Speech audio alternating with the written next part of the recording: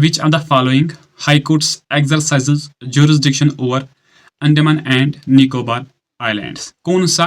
देखो, इंडिया में बहुत सारे यूटीज भी है और स्टेट्स भी है, ये सबको पता है, ठीक है। लेकिन अकॉर्डिंग टू आर्टिकल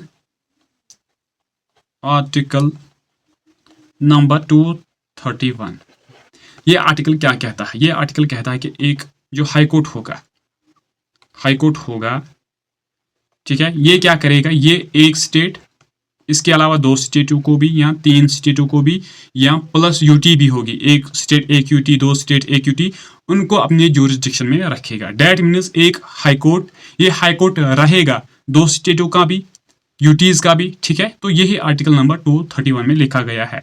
लेकिन अब हमें बताना है अंडमान एंड निकोबार आइलैंड जो है, जो एक यूनियन टेरिटरी है इंडिया की, ये किस हाईकोर्ट के ज्यूरिसडिक्शन में है?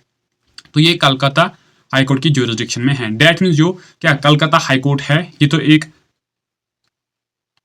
बंगाल का खुद का एक हाईकोर्ट है, और इसके अलावा ये ज्यूरिसडिक्शन देख रहा है किसका? अंडमान एंड निकोबार आइलैंड्स का, ठीक है। राइट, समझ आया? तो आंसर ऑप्शन नंबर बी होगा। जिस तरह जम्मू एंड कश्मीर का जो हाईकोर्ट है, जम्मू एंड कश्मीर का जो हाईकोर्ट है, वो क्या उसकी ज्यूरिसडिक्शन लद्दाख में भी है।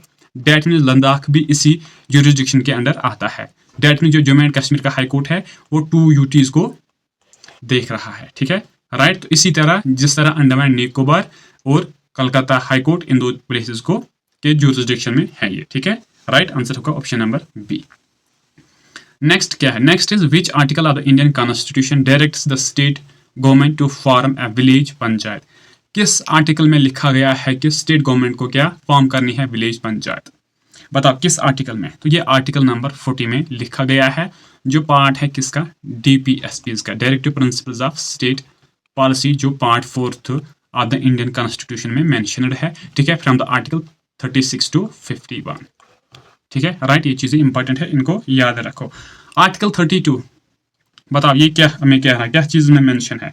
राइट टू कॉन्स्टिट्यूशनल रेमेडीज, ठीक है। आर्टिकल 48 ये क्या कह रहा है हमें? बताओ, ऑर्गेनाइज एग्रीकल्चर एंड और क्या animal husbandry on modern and scientific lines, part है DPSPs का, ठीक है। आर्टिकल 78 ये हमें बताता है रोल एंड